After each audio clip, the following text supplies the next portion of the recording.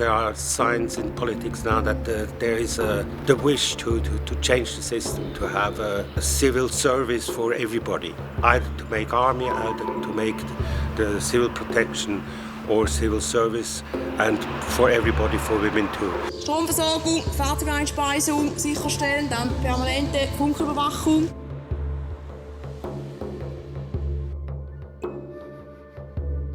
There are in all functions, we have commanders, we have one lieutenant general even, who's a woman. We have a battalion commander in one of our tank battalions, who's a woman.